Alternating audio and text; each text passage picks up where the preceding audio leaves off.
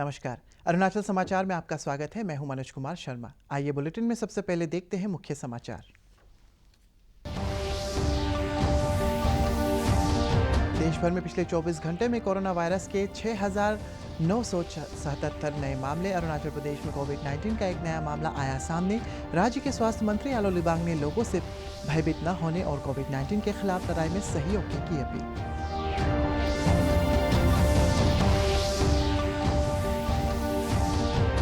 पापुम पारे जिले के राजकीय मछली फार्म एमची में प्रगतिशील मछली पालक किसानों को निःशुल्क मछली के बीज वितरित।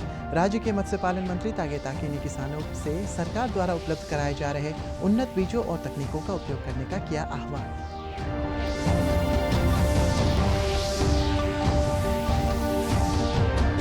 आज देश भर में हर्षोल्लास के साथ मनाया जा रहा है ईद उल फित्र। राज्य में मुस्लिम समुदाय के लोगों ने लॉकडाउन के दिशा निर्देशों का पालन करते हुए घरों में पढ़ी ईद की नमाज।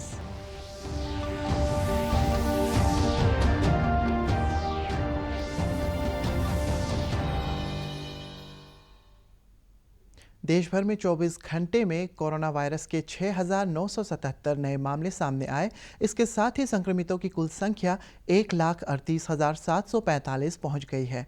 इस अवधि में 154 मरीजों की मौत हुई और मृतकों की संख्या बढ़कर 4,021 हो गई है।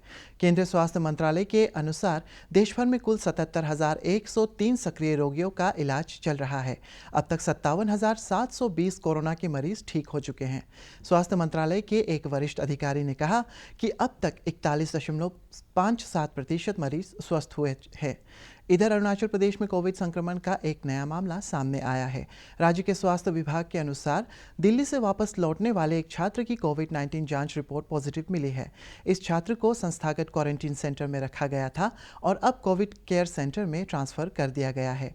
राज्य के स्वास्थ्य मंत्री आलो लिबांग, स्वास्थ्य सचिव पी पार्थिबन और राज्य स्वास्थ्य सेवा निदेशक एम लगो ने लोगों से अफवाह पर ध्यान न देते हुए कोविड के खिलाफ लड़ाई में सहयोग की अपील की। अरुणाचल प्रदेश में काल से सेकंड जो कोविड पॉजिटिव एक्टिव निकल गया है, तो आज तक जो आज का स्टेटस ऐसा है अरुणाचल प्रदेश कोविड-19 में एज ऑफ नाउ हम टोटल सैंपल कलेक्ट किया है 5,428 और पॉजिटिव रिजल्ट 2, एक तो वहाँ तेजू का वो ऑलरेडी डिस्चार्ज हो चुका है और दूसरा वाला काल का है। अभी रिजल्ट एवेटेड 868 है। जो बाहर से अभी इतना स्टूडेंट और इतना पब्लिक आ रहा है, उसी से तो कुछ पैनिक तो होगा, एक ना एक दो तो निकालेगा। फिर भी पब्लिक उसको पैनिक नहीं होना है। हम लोग उसको जितना हो सकेगा हम लोग government of Arunachal Pradesh prepare है। आगे हम लोग इतना तो हम लोग भी पैनिक था, लेकिन अभी हम लोग जितना भी हो हम लोग अभी तैयार है, चिंता नहीं करना है। और अभी का जो केस है, जो इसको भी हम लोग कोविड केयर सेंटर में रखा गया है, वो अभी उसका बॉडी कुछ बिल्कुल ठीक है, एसिम्टोमेटिक है। हमारा पास अभी अरुणाचल में total entry only left 11 gates, ठीक है। सारे 11 गेट्स में कोई भी अंदर आ रहा है, उनका सारे डिटेल्स हमारे पास क्लियर है। So we are very confidently saying that सारे 63 पर्सन्स का लिविंग 162 पर्सन्स का सारे डिटेल्स हमारे पास है and we are in complete touch with them and वो कहाँ है एंड कितना लोग घर गया एंड उनको भी वो लाइक मॉनिटर करने के लिए हम लोग डाला हुआ है। So we our surveillance team is very strong and we are ensuring that all these people are monitored. अभी अरुणाचल में हमारे पास 3 मिशन है। 3 मिशन में एक दिन का 21 सैंपल्स ही कर सकते हैं। एक छोटा मिशन है, एक दिन में एक मिशन तो 7 सैंपल ही कर सकते हैं। अभी हमने ऑर्डर किया था वो तो थोड़ा बड़ा वाला मिशन है, लेकिन वो इज नेगेटिव, ओके, एक कंफर्मेटरी टेस्ट कर दिया आरटीपीसीआर, उसका बाद ही हम उनको घर को भेज रहे हैं, ठीक है।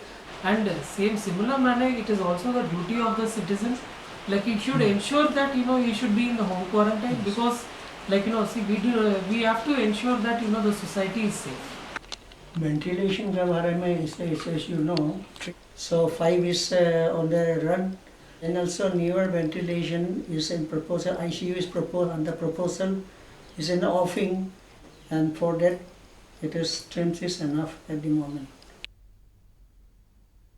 देश में लॉकडाउन के बीच बस ट्रेन सेवा शुरू होने के बाद आज से घरेलू उड़ानें सेवा भी शुरू की गई है। करीब 2 महीने तक उड़ानें निलंबित रहने के बाद घरेलू विमानों का संचालन देश भर में आज से बहाल हो गया है। एयरपोर्ट पर सोशल डिस्टेंसिंग के लिए सिक्योरिटी तैनात की गई है। गुवाहाटी एयरपोर्ट से आज दिल्ली और इम्फाल की उड़ान शुरू की गई है। सभी यात्री मास्क पहने हुए दिखे। यात्रियों के बैठने की व्यवस्था में कुर्सियों पर एक सीट छोड़कर ही बैठने की इजाज़त इंतज़ाम भी किए गए हैं।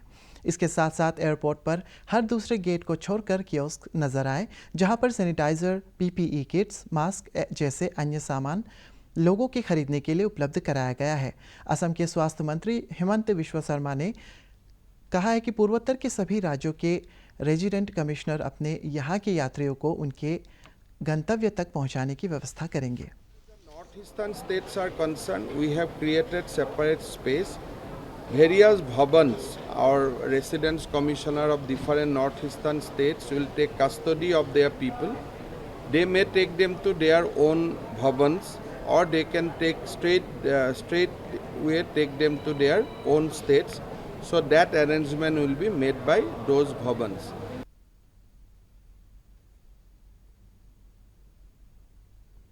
राज्य के शहरी विकास विभाग के सचिव डॉक्टर सोनल स्वरूप ने कहा है कि कोविड-19 को फैलने से रोकने के लिए राजधानी ईटानगर और राज्य के सभी नगरीय इलाकों में सैनिटाइजेशन जारी है।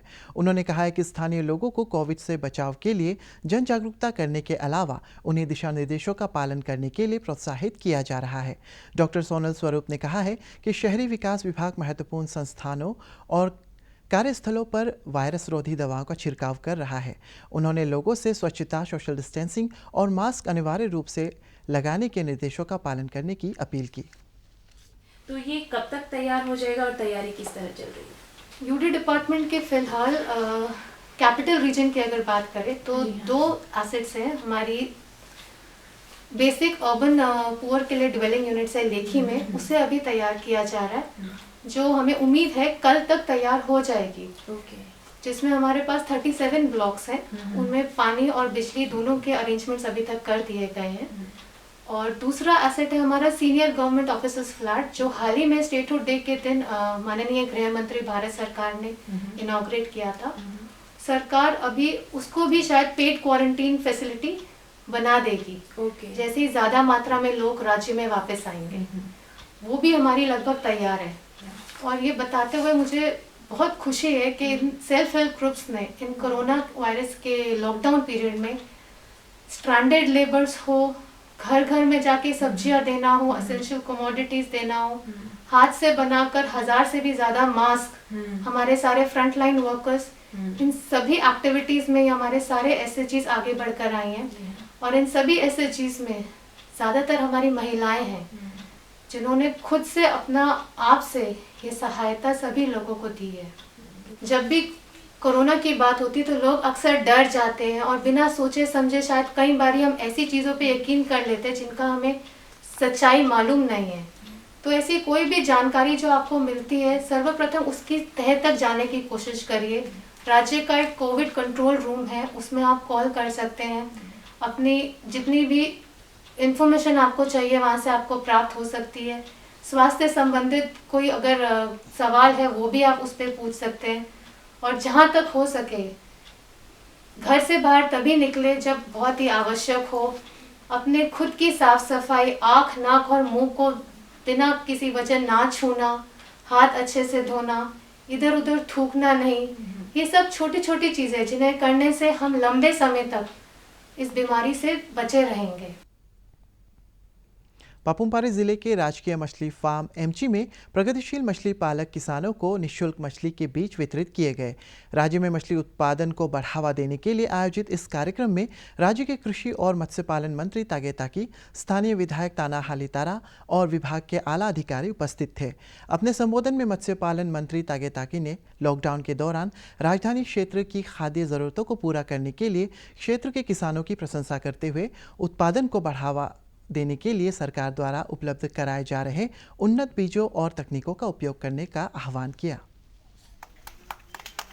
जी, हमारा कोविड लॉकडाउन का समय आप लोग ने जो हमारा डिपार्टमेंट को इतना सहयोग करके कैपिटल वासियों को इतना फीस खिलाया, इसके लिए मैं पर्टिकुलरली मेरे ओर से एज ए डिपार्टमेंट मिनिस्टर होने के नाते आप सबको मैं बहुत आभारी जताता हूँ। साथ में हमारा स्टेट गवर्नमेंट भी बहुत खुश है कि कम से कम फिशरी डिपार्टमेंट कुछ ना कुछ कर रहा है, ये सोचते हुए कि हमारा यहाँ सिर्फ नहीं कैपिटल कॉम्प्लेक्स में नहीं है, जीरो में, आलोंग में, पासीघाट में, इंक्योंग में, हर जगह में इस बार लोकल फिश का खूब हम लोग इस्तेमाल किया है। तो करने की वजह से काफ़ी सुविधा मिला। नाउ यही एक छोटा सा एक घटना से आप सबको भी मालूम हो गया होगा कि सेल्फ डिपेंडेंस, आत्मनिर्भर किसको बोला जाता है और ये कितना इम्पोर्टेंट। लॉकडाउन में मिल रही ढील से राज्य में कृषि, निर्माण और वाहनों के सर्विस सेंटर में कामकाज शुरू हो गया है। लोहित जिले के सड़कों पर वाहन चलने से गैरेज में काम करने वाले मैकेनिक को काम मिलने लगा है।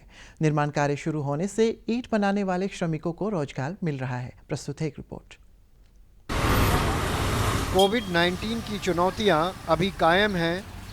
तमाम गतिविधियों और सामाजिक जीवन में अब नए तौर तरीके भी अपनाए जा रहे हैं। लोहित ज़िले में किसान, निर्माण कार्य में लगे श्रमिक और दूसरे छोटे कारोबारी हर कोई अपने काम पर लौट आया है। हम लोग का लॉकडाउन जब थोड़ा नॉर्मल हुआ है उस टाइम को खुला है, क्योंकि हम लोग का इतना दिन से लॉकडाउन था। लॉकडाउन की वजह से हम लोग के पास पैसा वैसा बहुत कमती हो गया, पैसा वैसा है नहीं, खाने के लिए कुछ है नहीं। हम लोग का सहारा वही है, गैरेज से हम लोग का सहारा, क्योंकि हम लोग काम करने से 2 रुपये मिलता है तब भी हम लोग खाता है, क्योंकि काम नहीं करने से पैसा नहीं मिलता है। सड़कें बनने लगी हैं और घर बनाने के लिए ईंटें भी। मजदूरों को लगता है कि अब काम मिलने से वे अपने बच्चों की परवरिश ढंग से कर सकेंगे। अभी जैसे तैसे काम कर रहा है। लॉकडाउन के टाइम में बहुत तकलीफ है, अभी भी तकलीफ ही है, लेकिन क्या करें, बच्चा लोग भी छोटा छोटा है, राशन पानी लेने तकलीफ। तो मतलब लॉकडाउन का पहले मतलब 1-2 रुपया कमाया था तो वही खा के बैठा है। तो अभी फिर से अभी लॉकडाउन नॉर्मल हुआ था, लग गया मतलब काम पे, अभी था पैसा निकालना पड़ेगा अभी ना, अपना पेट पालने के लिए। खेतों में काम कर रहे लोगों को उम्मीद है कि कठिन दिनों में जहां सरकार ने उन्हें निःशुल्क राशन उपलब्ध कराया है, वहीं खेत की अपनी उपज न सिर्फ मदद करेगी बल्कि जीवन को भी फिर से पहले जैसा बनाने में मदद करेगी।